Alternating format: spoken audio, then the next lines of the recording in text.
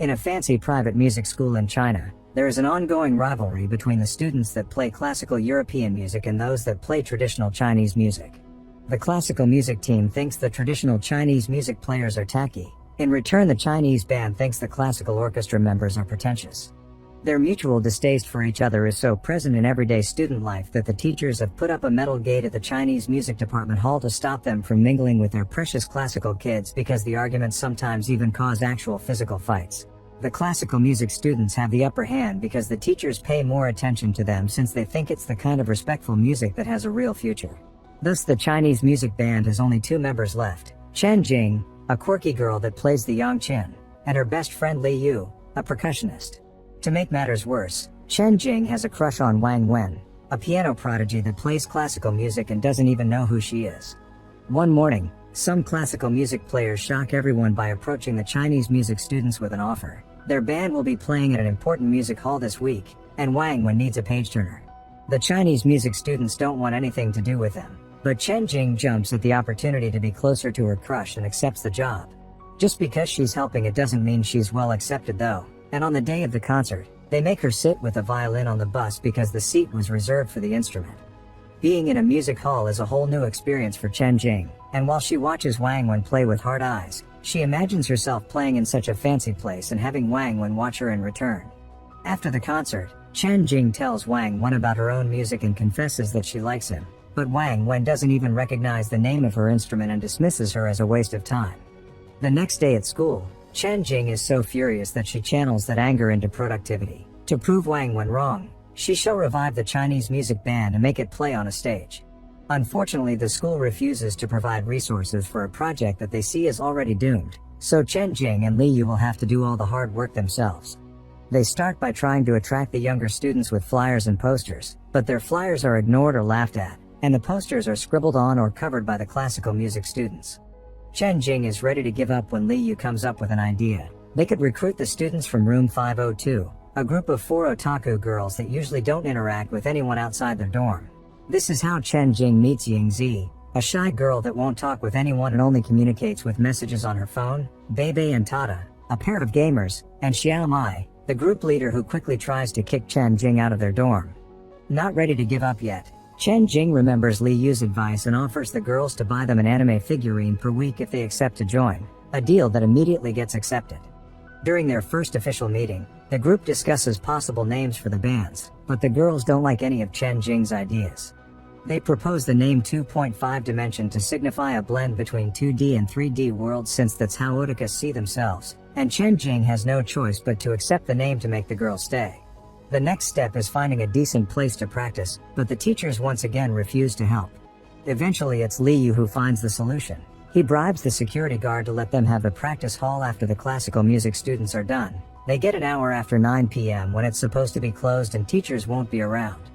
Later in the evening, they finally have their first practice together after arguing over which song they shall play. To their surprise, the guard comes to spend the last 20 minutes of the hour with them because his deal consisted of being able to sing with the band for a little while. The next day, Chen Jing sees Yingzi being bullied by the classical music students and comes to her defense with Li Yu, making the bullies apologize after threatening with breaking their violin bows. Chen Jing finally understands that bullying is the reason why Yingzi keeps silent, and her help is rewarded by Yingzi telling her there's no need to be paid with figurines anymore. When Xiaomai comes to see what's going on, she accidentally drops a ring in her hurry, and when Li Yu finds it, he immediately recognizes it from the hands of a music streamer. It turns out Xiaomai is known online as Lightning Fingers, and her skill with the Gucheng has earned her a decent following. The other girls already knew, and they even join her on her streams once in a while. Chen Jing and Li Yu want to join her too, but Xiaomai turns Chen Jing down because she's a very casual player, unlike her and her friends, who have been studying hard for this, including the history of Chinese music and the old variations of the Chinese language. Li Yu is different from Chen Jing and does have more knowledge on the subject, but Xiaomai turns him down because he isn't cute enough for their anime aesthetic. Determined to have a better connection with the girls, Chen Jing begins reading a lot of manga and hanging up with them in their cutesy dorm. She also begins learning more traditional songs, although she isn't very good at singing them. At least their daily practices are fun, and it goes so well that some days later, Xiaomai finally accepts they're a decent band now, so she invites them to play with her at the next anime convention. When the day comes, The band gets to perform after a group of idols. The crowd isn't interested in old Chinese music and they begin to go away, only leaving a small group of Xiao Mai's online fans behind. To help, Liu decides to take off his jacket and glasses, showing he can be cute too, and it gets the attention of a few girls. Once the band starts playing with delightful skill and enthusiasm, the crowd comes back to show their support, since they actually really like how they sound. After the show, Chen Jing's shocked to be approached by excited teenagers that want to know more about her instrument. The video of their performance is uploaded to Xiao Mai's channel and gets thousands of encouraging comments, including from other students that begin to think they're cooler than they look. With her ego rubbed so badly and inspired by all the romance manga she's been reading, Chen Jing decides she must try with Wang Wen again and prepares a full romantic confession. In the evening, she shows up outside the classical music building with a heart made of candles and some flute music played by another Chinese music student. As soon as Wang Wen comes out, Chen Jing confesses her love for him while half the school watches, but Wang Wen turns her down again, insulting her efforts and her music, which makes her cry. This begins another argument among everyone present regarding the different styles of music, so to stop it all, Wang Wen tries to blow out the candles, but instead of water he mistakenly grabs turpentine and starts a fire. Fortunately, Liu acts fast and brings an extinguisher to put the fire out before scolding the heck out of Wang Wen, using his knowledge of music history to comment on the roots of the piano versus Chinese instruments, and pointing out that trying to please foreigners to study abroad will backfire in the future. As Wang Wen leaves in shame, Chen Jing gets inspired by Liu's bravery and comments one day Wang Wen will regret insulting Chinese music. The next day, Chen Jing decides to break up the band after giving everyone their figurines, thinking she has nothing else to fight for now that Wang Wen has rejected her for good. Nobody looks happy about this decision and Chen Jing doesn't understand why. After all, they joined just for the toys, not because they wanted to. The girls are confused since they sincerely love playing their instruments, and Xiao Mai calls Chen Jing a traitor when she explains she only plays the yongqin because her mother made her. Seeing as Chen Jing never truly loved what they were doing, the girls leave in tears after handing her the figurines back.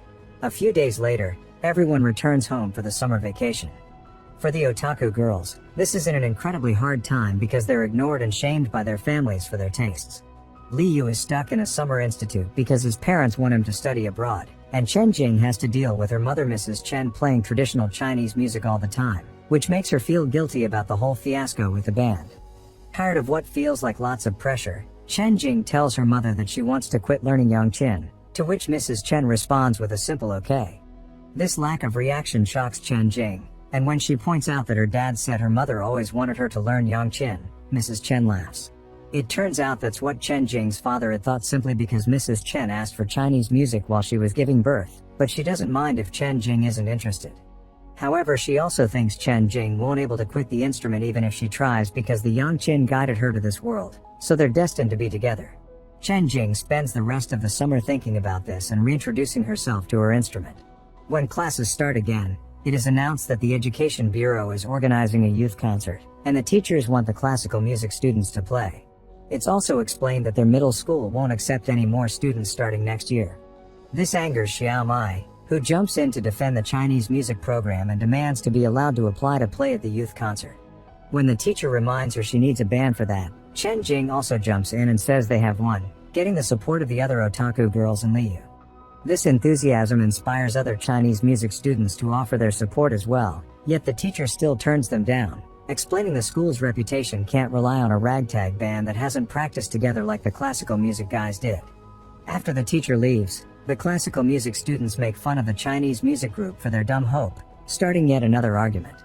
It's Liu that cuts it short with a proposal. They'll go head to head against each other in a music showdown and let their skills decide who is the best. The challenge is accepted by Wang Wen. Sometime later, an official from the Ministry of Education comes to the school for an inspection and he's shocked to see the gate at the Chinese music department. The teachers try to guide him away from that area and into the classical building, but this is the moment the bands choose to come out and play with all their might. Both groups worked hard for this and their performances are amazing, gaining applause from both the official and the teachers that are pretending this is part of the tour. The official is moved by how the students made the East and the West meet in art and points out there's no conflict in music, so he demands the gate be removed. After the tour is done and the ministry official leaves, the teacher scolds both groups for treating the inspection like a playground and sticking to his decision that the classical music students will be the ones playing at the youth concert. However, the Chinese music students approach the classical music students to point out that their showdown ended up in a tie, and they have an idea to solve the issue of the incoming concert. From then on, the now bigger Chinese music band begins practicing as much as possible, although Xiao Mai thinks their performance is missing a little something. The guard overhears this and offers the solution. There's a set of Biancong gathering dust in the school storage since the last band disbanded, and the new band is free to have it.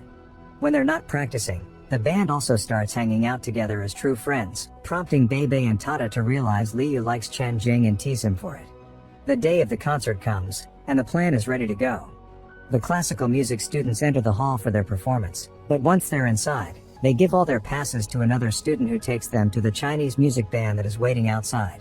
This allows them to enter the building without suspicion, and after the classical music band is done performing, Chen Jing's group takes over the stage, feeling confident, thanks to the support offered by Wang Wen. Their little show starts with a few words sung by the guard, and soon they begin adding other elements to keep the modern public engaged. Xiao Mai's internet fans bring lights and a hologram, Beibei and Tata add electric guitars, and the whole performance is streamed online so their families and teachers can see it too. Their skills shine on the stage and earn them a standing ovation, not to mention the parents of the otaku girls are finally proud of them. Later in the evening, Liu takes Chen Jing to the river shore to watch the fireflies she loves so much. He also intends to do a little confession. He makes Chen Jing look at her own pictures on social media, which are full of filters and stickers. Before he sends her the pictures he's taken of her to show her he sees the real sweet her that nobody else really sees. Chen Jing quickly understands this is Li Yu's way of saying he likes her, and replies he can take all the pictures he wants in the future. Weeks later, the band is pleased to see the Ministry of Education's official has brought his daughter to join the Chinese music department, and there's a whole new group of first years eager to carry on their country's traditions. Make sure to subscribe and turn on notifications so you can watch more videos like this. Thanks for watching.